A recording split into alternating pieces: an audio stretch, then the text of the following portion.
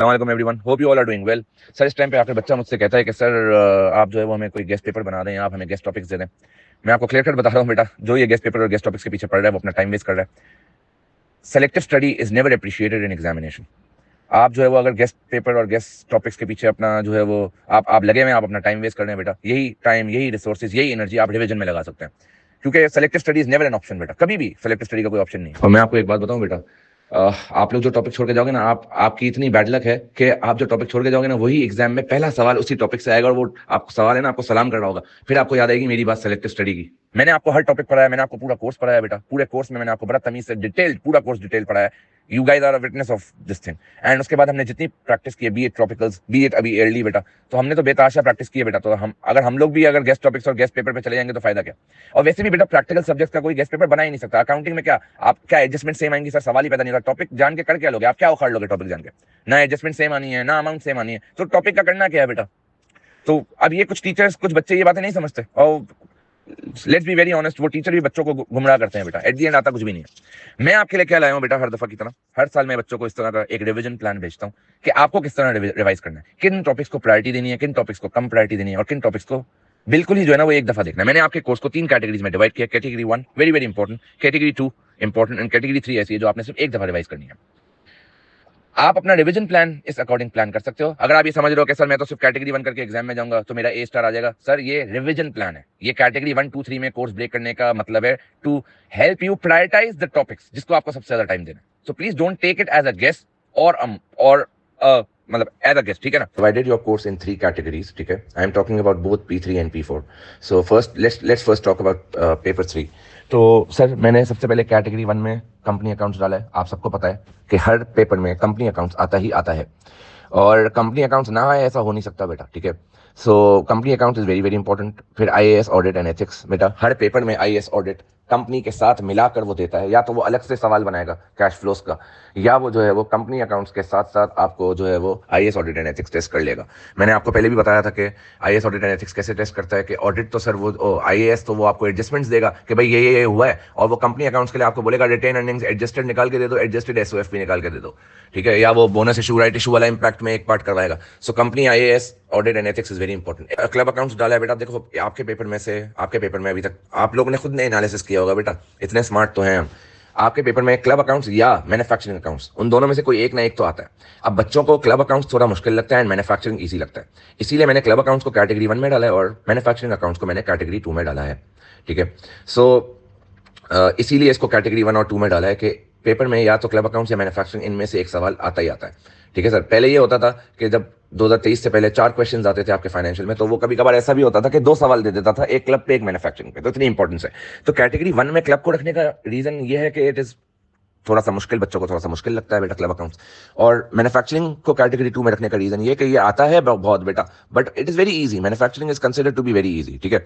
उसके बाद sir purchase of business और डिसोल्यूशन। सर हर पेपर में, रिसेंट हर पेपर में आपको परचेज ऑफ बिजनेस और डिसोल्यूशन का सवाल मिलता है।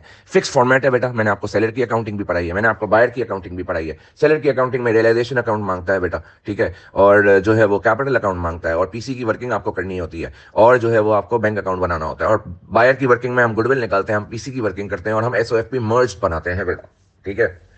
तो again very easy, but category 1 में उसको रखने का पर्पस क्या है? कैटेगरी 1 में उसको रखने का पर्पस ये है कि सर बहुत ज्यादा आता है इसी।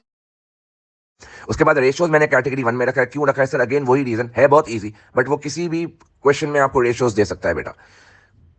रेशियोज ना आए ऐसा हो नहीं सकता एग्जाम में। हर सूरत रेशियोज आएगा ही आएगा बेटा। या तो अलग से क्वेश्चन बनाएगा, या वो किसी भी क्वेश्चन के साथ टेस्ट कर लेगा कि भाई मुझे ईपीएस निकाल दो, मुझे मार्केट प्राइस पर शेयर निकाल दो, मुझे जो है वो वर्किंग कैपिटल साइकिल निकाल दो। So it is again a very very important. उसके बाद बेटा मैंने P4 का budgeting and standard costing category 1 में डाला है। रीजन कैटेगरी 1 में डालने का क्या है बेटा, कि budgeting and standard costing comparatively बच्चों को बहुत ज्यादा मुश्किल लगता है, और बच्चे एग्जाम में उसमें घूम जाते हैं क्योंकि वर्डिंग्स का सारा खेल है। तो इसीलिए जो है वो कैटेगरी 1 में रखने का पर्पस क्या है बेटा, कि ये बहुत ज्यादा मुश्किल लगता है बच्चों को।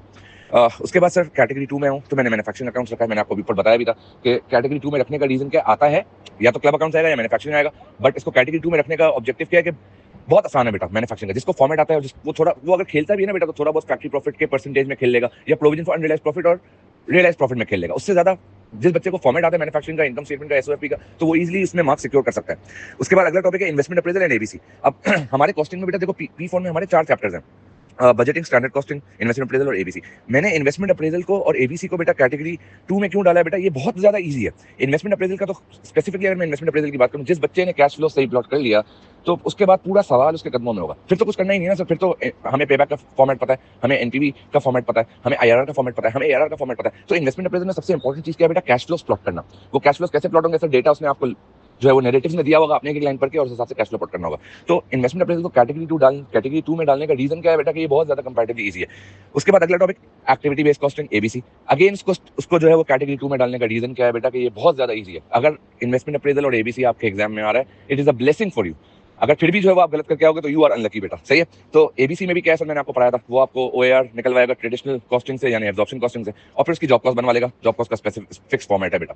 उसके बाद वो आपको जो है वो एबीसी कॉस्टिंग का आपको कहेगा कि company is now switching to activity based costing, और ओएआर निकालो तो हमारे एक्टिविटी का अलग ओएआर निकालेंगे, और फिर हम जो है उससे जॉब कॉस्ट बनवा लेंगे। और फिर हमसे थ्योरी का पूछता है कि एडवाइस करो कि ट्रेडिशनल यानी एब्जॉर्प्शन फॉलो करनी चाहिए या एक्टिविटी बेस्ड कॉस्टिंग। तो कंपैरेटिवली एबीसी और investment appraisal is very easy in exam बेटा, इसीलिए इसको कैटेगरी 2 में रखा है। देखो P4 का हर टॉपिक आने की प्रोबेबिलिटी 50% है, क्योंकि 4 चैप्टर्स हैं बेटा और 2 क्वेश्चंस आएंगे ही आएंगे कंफर्म। तो हर टॉपिक को टेस्ट करने की प्रोबेबिलिटी 50%। उसके बाद बेटा कैटेगरी 3, ये आपने सिर्फ एक दफा रिवाइज करनी है एग्जाम में। एग्जाम एक दफा आप अभी रिवाइज कर लोगे बेटा, और एक दफा आप पेपर से 3 से 4 दिन पहले एक दफा आप रिवाइज कर लोगे। है क्या सर, डाला क्या sir, change in partnership agreement, admission और रिटायरमेंट। ये 2023 से पहले ये आपका एएस में था बेटा। 2023 ऑनवर्ड्स उसने एएस से ये हटाकर ए2 में मूव कर दिया बेटा। अगेन बहुत ज्यादा इजी है बेटा, कंपैरेटिवली वेरी इजी बेटा। Change in partnership agreement, admission, retirement. आपको कुछ भी नहीं करना, आप सिर्फ क्या करोगे बेटा, मेरे लेक्चर्स देखोगे, मेरी क्लास की पीडीएफ देखोगे, मैंने क्या स्टेप्स लिखवाए, और कोई भी एक क्वेश्चन सॉल्व कर लोगे ना, आपकी कैटेगरी 3 पक्की हो जाएगी। इससे ज्यादा टाइम कैटेगरी 3 को दोगे तो आप अपने साथ ज्यादती कर रहे हो बेटा। तो और मैंने आपको टोटल दो सवाल करवाए, जिसमें एक ही सवाल में उसने पार्टनरशिप और एडमिशन और रिटायरमेंट टेस्ट किया। वो एक क्वेश्चन कर लोगे, आपका एडमिशन रिटायरमेंट दोनों कवर हो जाएगा। ये इंपॉर्टेंट चीज बेटा, जो बच्चा कैटेगरी 1 और कैटेगरी 2 के टॉपिक छोड़ के जा रहा है बेटा, ऑनेस्ट एडवाइस, पेपर देने ही मत जाओ। अगर आप इसमें से कोई भी एक टॉपिक छोड़ के जा रहे हो ना, आप पेपर देने मत जाओ बिला वजह अपनी नींद सैक्रिफाइस करके। आप इतना जो है ना वो मुशक्कत उठाने की जरूरत ही नहीं है। अगर आप कैटेगरी 1 2 छोड़ के जा रहे हो बेटा, बेहतर है पेपर देने मत जाओ। A very sincere and an honest advice from my side, क्योंकि बेटा आपका 90% पेपर कैटेगरी 1 और 2 से बनेगा, मैं आपको बता रहा हूँ बेटा। और हमें किस तरह जो है अपना टाइम स्प्लिट करना है सर, हमें अपना 70% टाइम कैटेगरी 1 के, अगर हमारे पास 100% टाइम है, हमें 70% टाइम अपना सीधा सीधा एलोकेट करना है कैटेगरी 1 के टॉपिक्स को बेटा। आउट ऑफ 30% 25% हमें कैटेगरी 2 को अलॉट करना है, और बाकी का जो 5% हमारा टाइम है वो हम कैटेगरी 3 को देंगे बेटा।